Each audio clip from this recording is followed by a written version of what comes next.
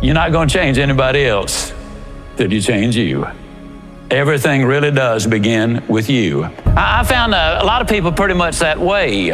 They've got an awful lot underneath the surface, but until they bring it out and take it to the marketplace, they will never realize even a minute fraction of the benefits that they could bring themselves, their families, their friends, their community, and everyone else.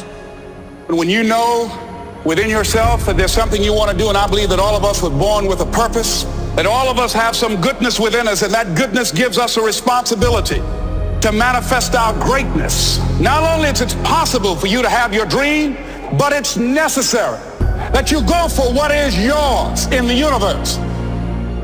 What is it that I must become in order to manifest the vision that's beginning to articulate itself through me right now? What must I become? Where must I grow in my own life in order to be a vehicle for this transcendent vision that wants to express through me right now? There is a sacred law that you can't really have in your life what you're not willing to become vibrationally. What must I become? Where must I grow?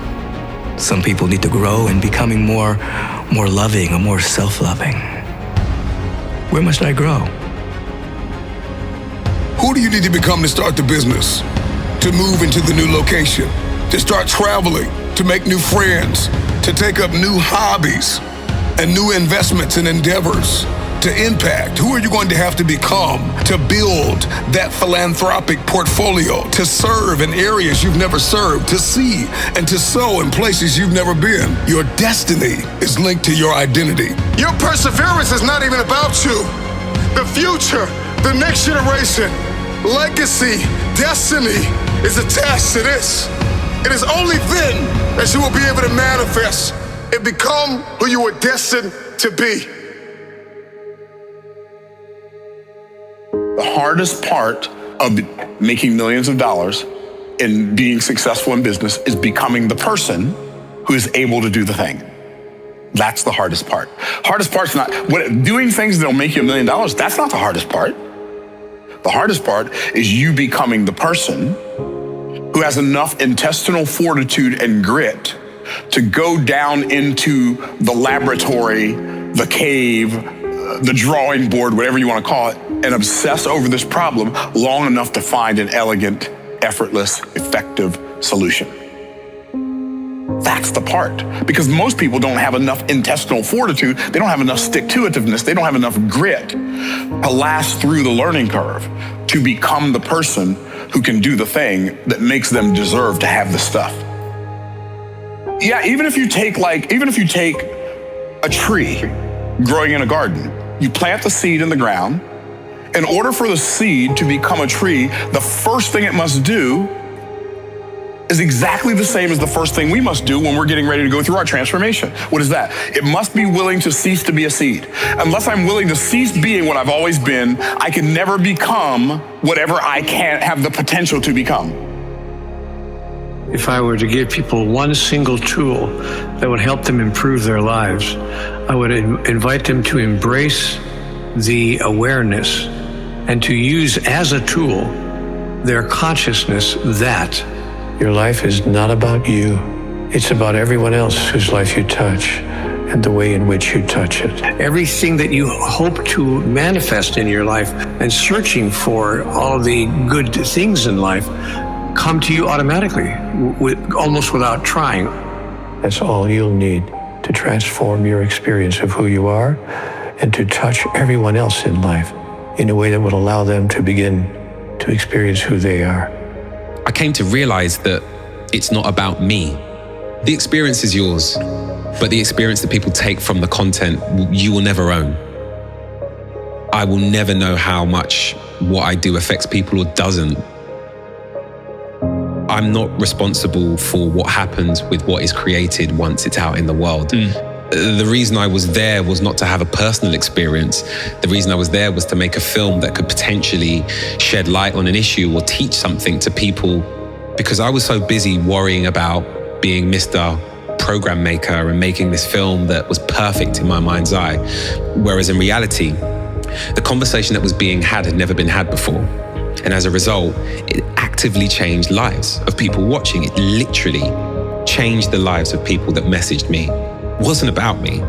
And being comfortable with that is quite difficult, but also quite freeing in a lot of ways. People come to the work for all kinds of reasons, Sure. and I don't really care.